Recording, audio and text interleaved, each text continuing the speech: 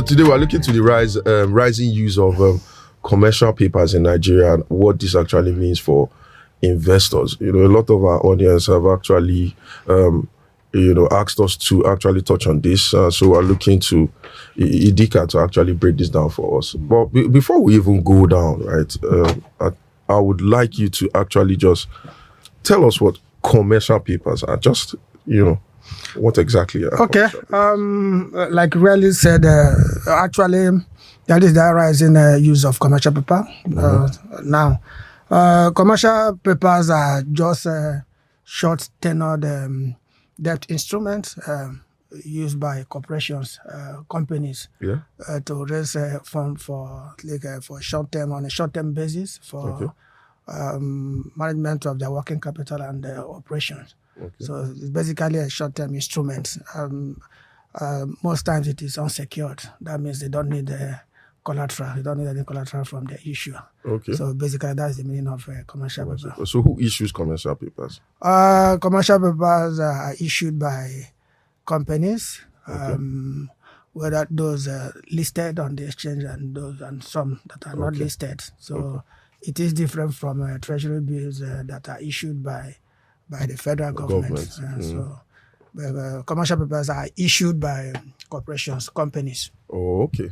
So with the current rising, of commercial papers, by Nigerian companies, which is where our focus, is going towards to, generally.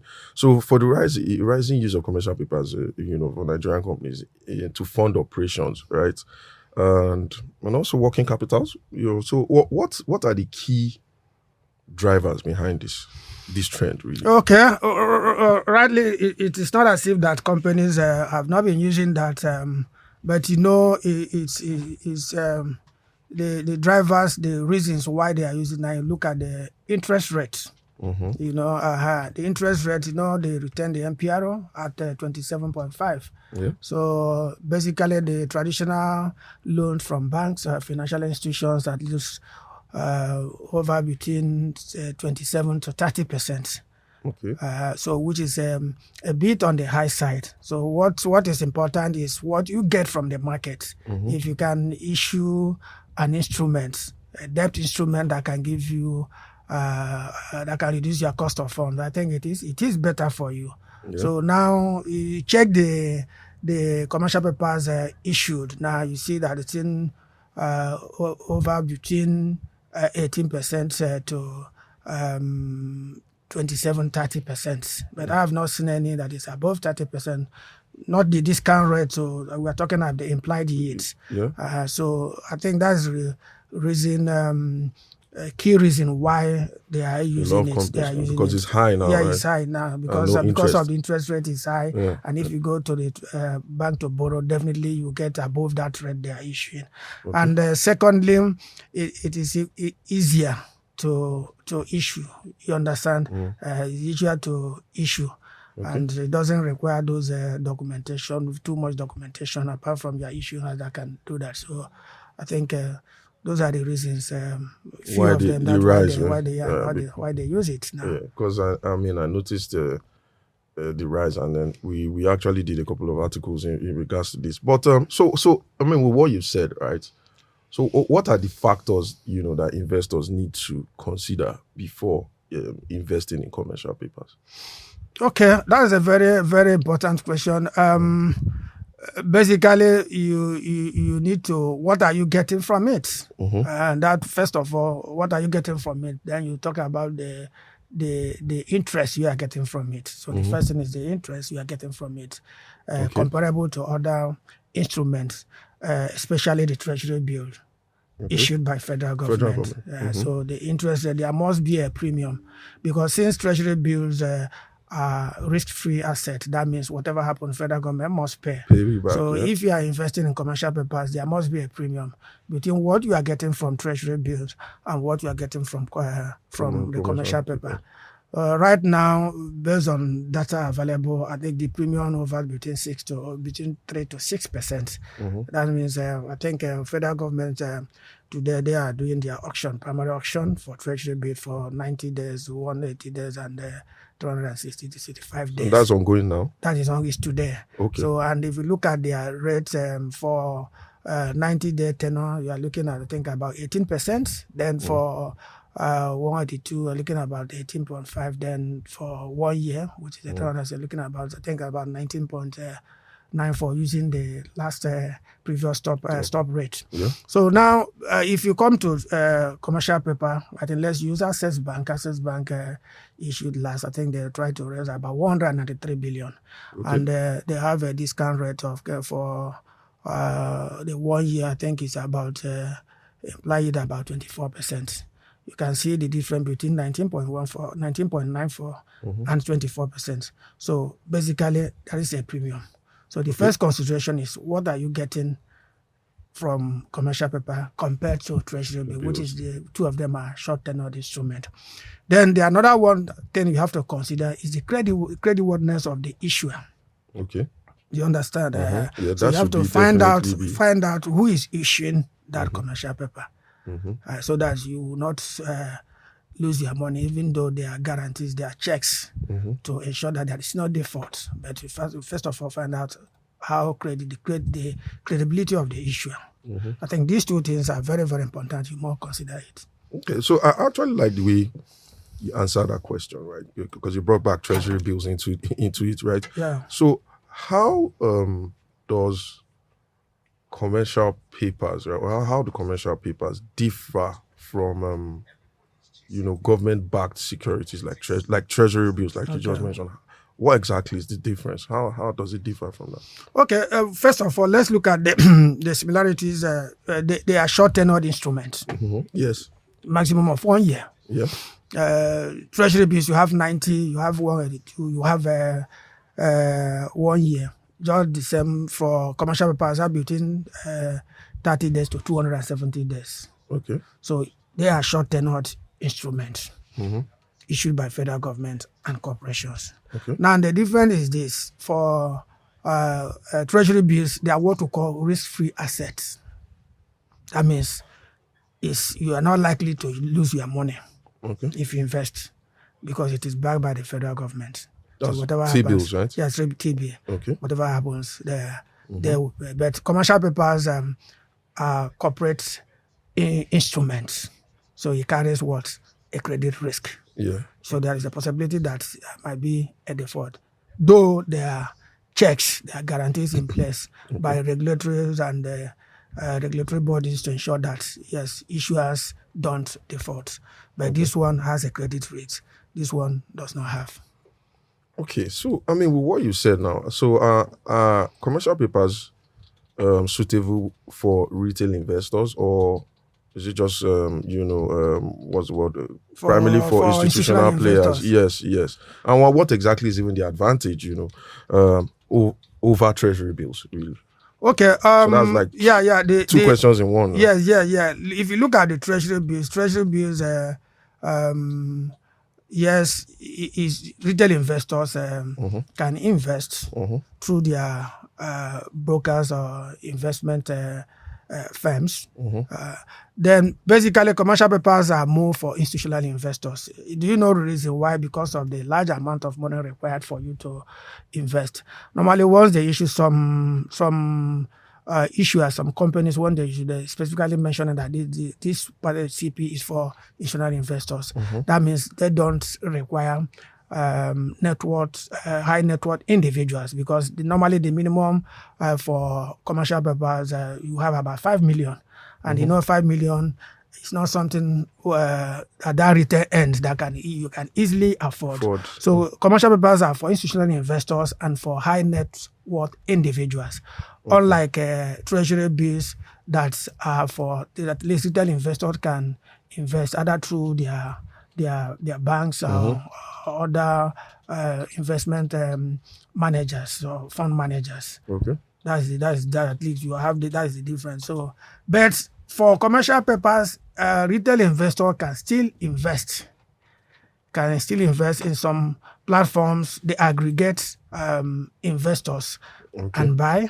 Alternatively, retail investors can buy through money market mutual funds. Okay. You know, there are money market mutual professional like IBTC, money market mutual fund, First Bank money market mutual fund, and the ARM money market mutual fund. So instead of you buying directly from them, you can now buy from the money market. But the difference is that the yield you are likely to get if you buy directly, if you invest 5 million, it's not going to be the same with if you buy from their money market mutual, because they have to take their charges and at the same time they have to give you. Those are these are the differences you have. Either for an retail investors and the institutional investors. But basically, they are for institutional investors because of the money involved. But if you have up to 5 million as a retail investor, investor, yes, you can still invest. I think 5 million are multiple of what are thereabouts. But if you have up to 5 million, you go through your broker and buy directly, which is better. And secondly, for retail investors, you can buy at the secondary market, especially if the commercial paper is traded at the FMDQ. So these are another criteria you have to find out when you want to invest, whether the CP is quoted, is going to be quoted at the FMDQ, because that is where it is traded secondarily. You know, you can buy primarily and you can buy at the secondary market and the primary market. So once the issue now is quoted on FMDQ, say you can equally buy. So retail investors can buy there too. But the problem there is that it does not have that much liquidity that Treasury bill. So most people prefer to hold their commercial paper in maturity. But unlike Treasury bills that people can buy and decide to sell anytime. So there is a higher liquidity for Treasury bill compared to commercial papers at the secondary market. Okay, so I'm happy you mentioned FMDQ. So, you know, before we go, just what is the role of FMDQ, Securities Exchange in Nigeria, in the Nigerian there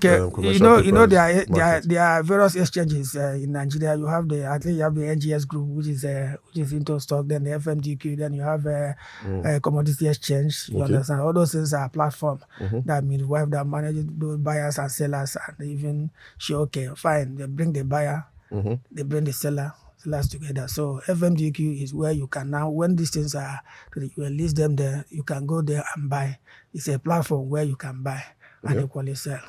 Okay. So what should investors look for? What should they actually watch out for? When considering commercial paper investments. Yeah, I've already mentioned it. The creditworthiness of the issuer. Okay. You understand? You have to watch out the creditworthiness. Then the rate. What rate are they issuing?